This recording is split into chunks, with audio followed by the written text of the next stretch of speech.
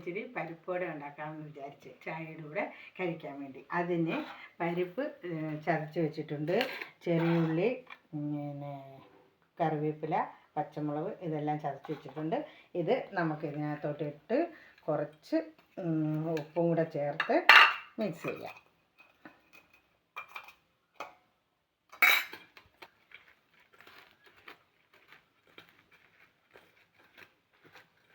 ചീനിച്ചട്ടി വെച്ചിട്ടുണ്ട്, അതിനകത്തോട്ട് നമുക്ക് എണ്ണ ഒഴിച്ച് കൊടുക്കാം.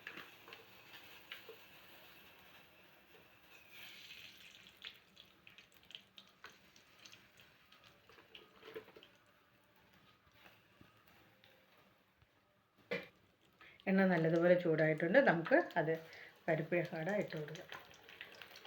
കട്ടിയിൽ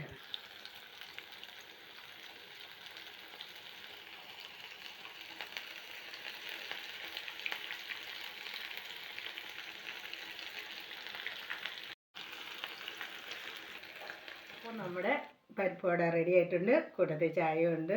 എല്ലാവരും ഉണ്ടാക്കി നോക്കുമെന്നറിയാം, എന്നാലും ഞാൻ ഉണ്ടാക്കിയപ്പോൾ നിങ്ങളെ ഒന്ന് കാണിക്കാമെന്ന് വിചാരിച്ചു. എല്ലാവരും എൻ്റെ വീഡിയോസ് കാണണം. അടുത്ത വീഡിയോയിലൂടെ നമുക്ക് വീണ്ടും കാണാം.